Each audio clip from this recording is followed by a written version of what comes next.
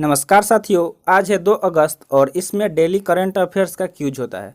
तो अगर आप किसी भी कॉम्पिटिटिव एग्जाम का तैयारी कर रहे हैं तो ये सेशन आपके लिए काफ़ी हेल्पफुल रहेगी, क्योंकि इसमें इंपॉर्टेंट करंट अफेयर्स कवर कराया जाता है जो एग्जाम में जिससे क्वेश्चन छपते हैं। तो आइए देखते हैं आज का इंपॉर्टेंट करंट अफेयर्स। ये क्या होगा, MCQ टाइप क्वेश्चन होगा और आपको जो भी करेक्ट आंसर पता होगा आप कमेंट सेक्शन में कमेंट कीजिएगा। तो सबसे पहला क्वेश्चन आपके सामने है, which state held the most number of seating of the state assembly in 2021। यानी कि किस राज्य ने 2021 में विधानसभा की सबसे अधिक बैठकें आयोजित की है, तो वो पूछा जा रहा है। ठीक है, जितने भी मतलब ऑप्शन है आपके सामने है। अगर आपको इसका आंसर पता होगा तो आप कमेंट सेक्शन में क्वेश्चन नंबर और ब्रैकेट में उसका ऑप्शन डाल के कमेंट कीजिएगा।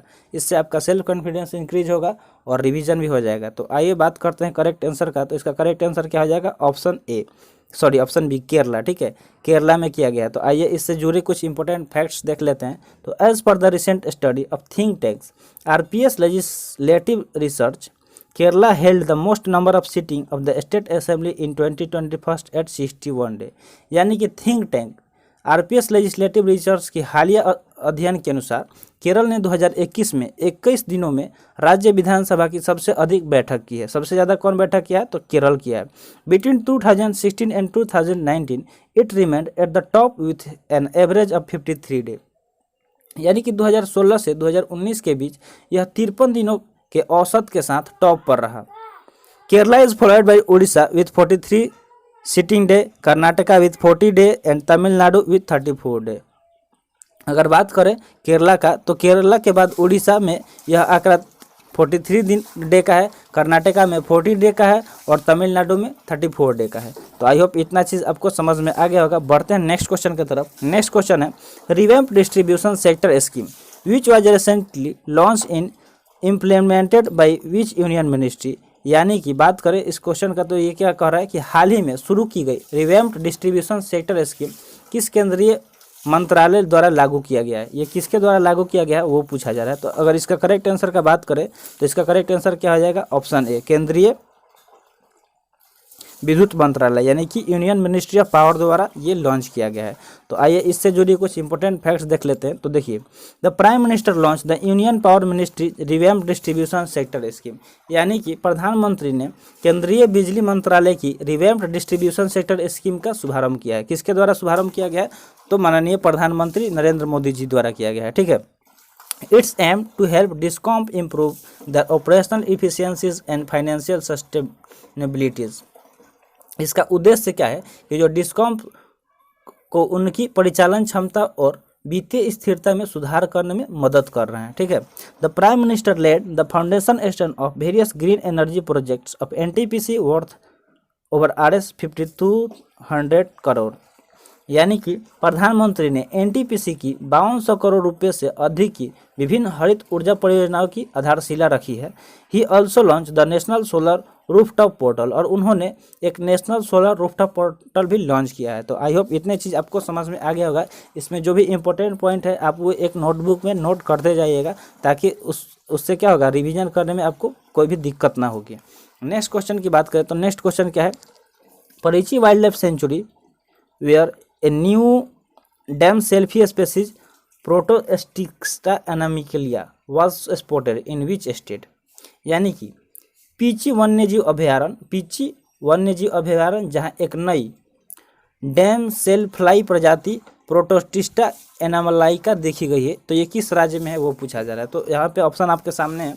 अगर बात करें करेक्ट आंसर का तो ऑप्शन बी करेक्ट आंसर हो जाएगा। क्या हो जाएगा, केरला। यानी कि ये कहाँ पे है, तो केरला में है। तो देखिए, entomologist from the Travancore Nature History Society have recently identified the species Anomalai reed-tail Protostita anomalaica from the Western Ghat in Pichi Wildlife Sanctuary in Thrissur। यानी कि त्रावणकोर नेचर हिस्ट्री सोसाइटी के एंटोमोलॉजिस्ट ने हाल ही में त्रिशूर में पीची वन्यजीव अभयारण्य में पश्चिमी घाट में अन्नामलाई रील-डेल की पहचान की है। ठीक है, with this the number of odonates in Kerala has grown to 182। और इसके साथ क्या हुआ है, केरल में ओडोनेट्स की संख्या 182 हो गई है। The insect was first spotted at Ponmudi hills in the Peechi wild life sanctuary of the Mannar landscape. और ये जो स्पेसीज है यानी कि ये जो इंसेक्ट है, ये कीड़ा, इसको सबसे पहले कहाँ पे स्पॉट किया गया? तो इस कीट की पहली बार मुन्नर के पीची वन्यजीव अभयारण्य के पोनमुडी पहाड़ियों पर देखा गया था। तो आई होप इतना चीज़ आपको समझ में आ गया होगा। तो बढ़ते हैं नेक्स्ट क्वेश्चन की तरफ। नेक्स्ट क्वेश्चन है logistics data bank project which has seen in the news is associated with which ministry। यानी कि लॉजिस्टिका डेटा बैंक प्रोजेक्ट जो हाल ही में खबरों में रहा, ये किस मंत्रालय से संबंधित है, किस मिनिस्ट्री से एसोसिएटेड है, वो पूछा जा रहा है। तो ऑप्शन आपके सामने है। अगर करेक्ट आंसर की बात करें तो करेक्ट आंसर इसका क्या हो जाएगा? Option B, ministry of commerce and industry. Correct answer क्या हो जाएगा? Ministry of commerce and industry. आइए इससे जुड़े इंपॉर्टेंट फैक्ट देख लेते हैं। तो NLDLS NICDC logistic data bank has achieved A milestone of handling 50 million EXIM container. Union Commerce and Industry Minister launched the NICDC Logistic Data Service for the achievement.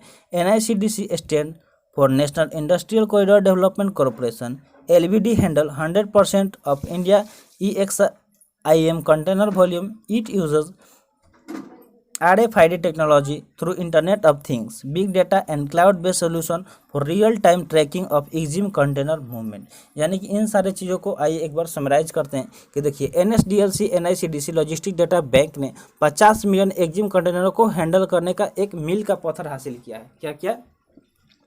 कि 50 million EXIM container हासिल किया है। ठीक है, केंद्रीय वाणिज्य और उद्योग मंत्री ने इस उपलब्धि के लिए NICDC लॉजिस्टिक डेटा सर्विस की सराहना की है। और NICDC का अर्थ होता है national industrial corridor development corporation है। ठीक है, LVD भारत के EXIM कंटेनर वॉल्यूम का 100% संभालता है। यह internet of things, big data और EXIM कंटेनर मूवमेंट की रियल टाइम ट्रैकिंग के लिए क्लाउड आधारित समाधान के माध्यम से RFID तकनीकी का उपयोग करता है। तो आई होप इतना चीज़ समझ में आ गया होगा। बढ़ते हैं नेक्स्ट क्वेश्चन की तरफ। नेक्स्ट क्वेश्चन है Loktak lake the largest fresh water lake in India is located in which state. तो यहाँ से क्वेश्चन बन सकता है कि सबसे बड़ा भारत का फ्रेश वाटर लेक कौन सा है? तो उसका नाम क्या हो जाएगा? लोकटक है। और दूसरा क्वेश्चन ये बन सकता है कि ये किस राज्य में स्थित है? तो यहाँ पे पूछा जा रहा है कि किस राज्य में स्थित है। तो ऑप्शन आपके सामने है। करेक्ट आंसर ऑप्शन बी हो जाएगा मणिपुर। क्या हो जाएगा? ये मणिपुर राज्य में स्थित है। ठीक है, कहाँ पे स्थित है? मणिपुर राज्य में। तो देखिए इससे जुड़े इंपॉर्टेंट फैक्ट्स देख लेते हैं। तो Loktak lake is the largest fresh water lake in India located in the state of Manipur. ये सब भारत का सबसे बड़ा फ्रेश वाटर झील है जिसका नाम क्या है? लोकटक लेक। और ये स्थित कहाँ है? तो मणिपुर राज्य में। The lake cover 61% of total identified wetland of the state. और ये जो झील है ये क्या कर रहा है? राज्य की कुल आर्द्र भूमि यानी कि वेटलैंड है उसका 61% कवर कर दी है। Recently, the Loktak Development Authority issued a notice to remove all floating house and fishing structure on Loktak Lake। और जो LDA यानी कि जिसको क्या बोलेंगे? लोकटक डेवलपमेंट अथॉरिटी, उसने एक नोटिस जारी किया। ठीक है, नोटिस में ये बताया गया कि जितने भी झील लोकटक झील पर सभी तैरते हुए घर हैं या मछली पकड़ने के ढांचे हैं उसको हटाने के लिए नोटिस जारी किया गया। किस लिए जारी किया गया? कि ये जितने भी उसमें तैरते हुए घर है, देखे होंगे जो क्या होता है कि नाव में ही घर टाइप का बना होता है और वो झील में तैरते हैं, तो उन सबको हटाने के लिए नोटिस जारी किया गया है। किसके द्वारा जारी किया गया है? तो LDA यानी कि लोकटक डेवलपमेंट अथॉरिटी द्वारा। नेक्स्ट है it has created a sharp reaction from the fishing community and home stay operator. इससे क्या होगा? बहुत ज़्यादा इम्पैक्ट पड़ेगा किस पे?